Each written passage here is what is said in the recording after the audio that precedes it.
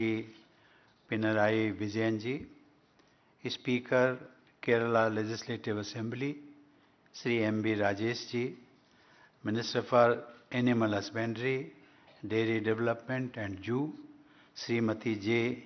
Chinchu Raniji, Leader of Opposition, Kerala Legislative Assembly, Sri V.D. Sathisanji, Deputy Speaker, Kerala Legislative Assembly, Sri Chittayam Gopa Kumarji, members of the Kerala Legislative Assembly, distinguished delegates from across the country, ladies and gentlemen. I am indeed both glad and proud to be here among you today. I am glad because I am facing a great gathering that shows the power and potential of India's democracy. I am proud because I am addressing you, the elected women representatives of India who have chosen to step out and make a difference in a way only you can. Ladies and gentlemen, it is only appropriate that the National Women Legislatures Conference is being held when the nation is preparing to commemorate the 75th anniversary of our independence. Under Azadi Ka Amrit Mahotsav, we have been holding memorial events for more than a year now. People's enthusiastic participation in various functions shows their zeal to connect with the past and rediscover for themselves the foundations of our republic. In the saga of our freedom movement, women played a stellar part. That context adds significance to this conference. India's efforts to be freed from the shackles of an exploitative colonial rule began long ago, and 1857 was one of its early manifestations. Even in the middle of the 19th century, while there were only men on the other side, the Indian side included many women. Rani Lakshmibai was the most notable among them, but there were many more like her fighting bravely against the unjust rule. That period was marked by countless uprisings across the country against foreign rule. They were of local nature, but they were also animated by nationalist aspirations. Equally, they all were marked by women's wholehearted participation in them. Ladies and gentlemen, it was towards the end of the 19th century that the freedom struggle started taking a distinct and formal shape. Gandhiji's return to the motherland in 1915 transformed it into a mass movement. A number of satyagraha campaigns led by him, from the non-cooperation movement to Quit India, had widespread participation of women. Indeed, historians have noted that women from all sections of society came out of their limited domestic spaces and joined public agitations in large numbers thanks to Gandhiji's unique leadership. I would like to add that those agitations were so successful eventually precisely because there was women's participation in them. Among the first women satyagrahis was Kasturba. Given the larger than life personality of her life partner, her own contribution to the nation tends to be ignored. She was not only the better half of the father of the nation, she was an inspiration to many women right from her days in South Africa. Also consider the Salt March to Dandi, the great event that changed the course of history. When Gandhiji was arrested, he chose to pass the mantle of leadership of this campaign to Sarojini Naidu. A great orator and poet, Naidu led by example and gladly faced a jail sentence. And how can we forget her associate, Kamala Devi Chattopadhyay? She was among the first women to contest elections, and she thus lit a torch that you have been carrying forward in India's times, in today's times.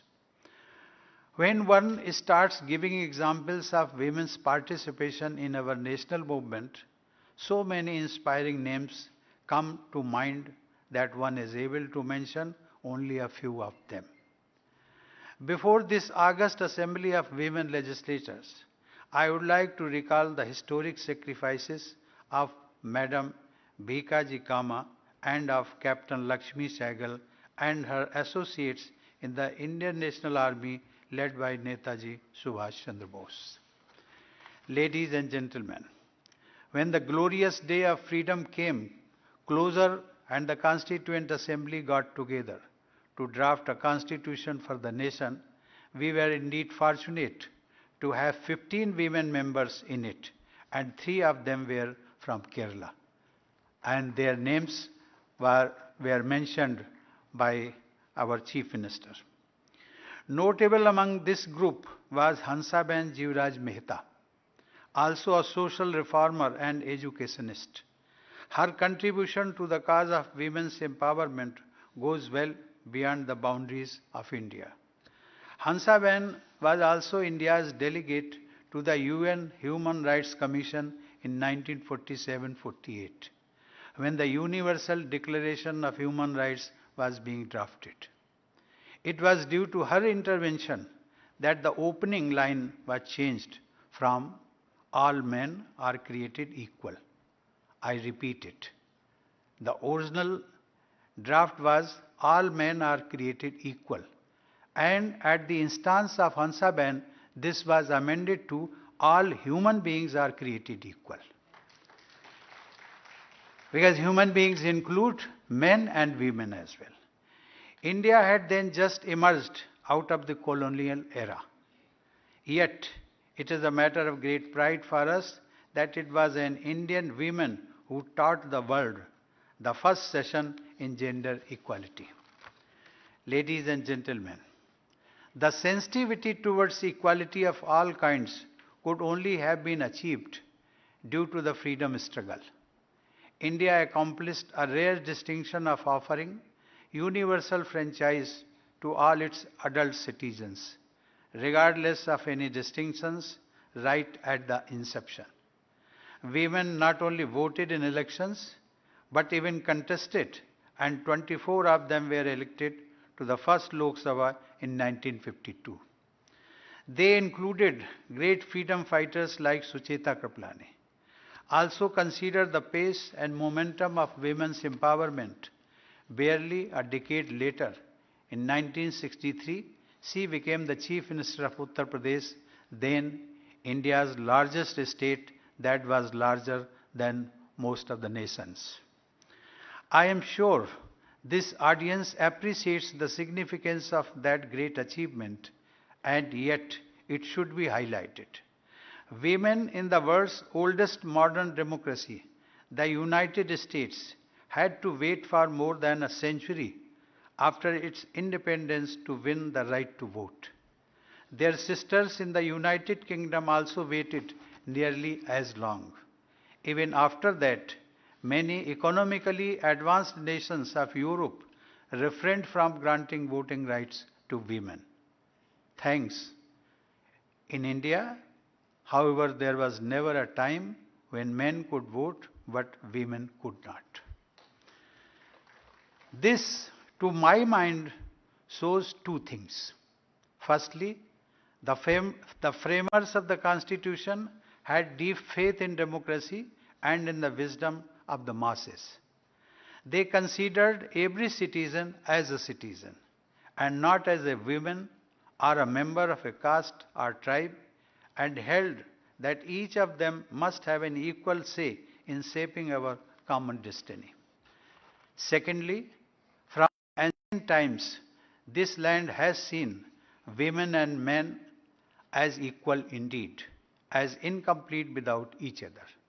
I know of no other civilization that perceives God as Ardhanarishwar, half male and half female. Inspired by our ideas and values, we have gone further during these 7 decades and have provided for 50% reservation for women in local bodies. Calling it women's empowerment is a misnomer, I think, because women are powerful anyway. Don't we say they are a manifestation of Shakti? If facilitating their better participation in political processes is empowerment in any sense, it is empowerment of the whole society because you all add quality to governance, you help bring focus on issues that matter. Ladies and gentlemen, women are shattering the glass ceiling in one domain after another. The latest is their enhanced role in the armed forces. Their numbers are rising in the traditional male bastions of science, technology, engineering, mathematics, and management, collectively known as STEM. There must have been more women than men among the corona warriors who guarded the nation during those months of the crisis. Kerala has always contributed more than its fair share when it comes to healthcare personnel, and women of this state have set an example of selfless care even at a great personal risk during this period of crisis. Such achievements should have been natural for women, who constitute about half of the population. That, unfortunately, has not been the case. We have to admit that they have suffered from deep-rooted social prejudices. Their proportion in the workforce is nowhere near their potential. In politics too, there should be far more of you contesting and also winning elections. This sad state of affairs is, of course, a worldwide phenomenon. India has had at least one woman prime minister, and there has been one woman too among my illustrious predecessors in Rashtrapati Bhavan, when several nations are yet to have their first female head of a state or government. Putting the matter in global context helps us realize that the challenge before us is to change the mindset, a task that is not easy. It takes immense patience and time. We can certainly take solace in the fact that the freedom movement laid a solid foundation for gender equality in India, that we had a great beginning and that we have already come a long way. The mindset is already changing, and gender sensitivity, including towards the third gender and other gender identities, is advancing rapidly. The government is also doing its best to impart momentum to this trend with focused initiatives like Beti Bachao, Beti Padhao. Over the decades, the state of Kerala too has been a shining example, removing obstacles in the path of women's progress. Thanks to a higher degree of sensitivity among the population, the state has charted new paths in helping women achieve their potential in the spheres of health, education, and employment. This is the land that gave India the first women judge in the Supreme Court, Justice M. Fatima Bibi. It is in the fitness of things that Kerala is hosting the National Women Legislators Conference. Ladies and gentlemen, this conference is being held as part of Azadi Ka Amrit Mahotsav. At this historic juncture, we are not only looking back but also looking ahead.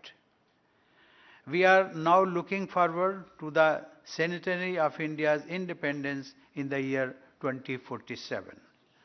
The next 25 years promise to be the auspicious period of Amrit Kal.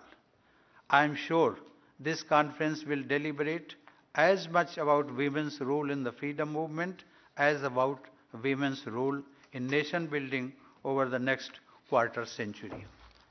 I now pronounce the concept of power of democracy inaugurated. I hope that this first national conference under power of democracy will be a great success.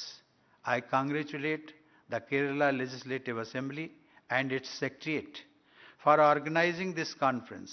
I also extend my congratulations to all the delegates and invitees present here. I wish you all great success in your endeavors. Thank you. Jai Hind. Thank you, sir.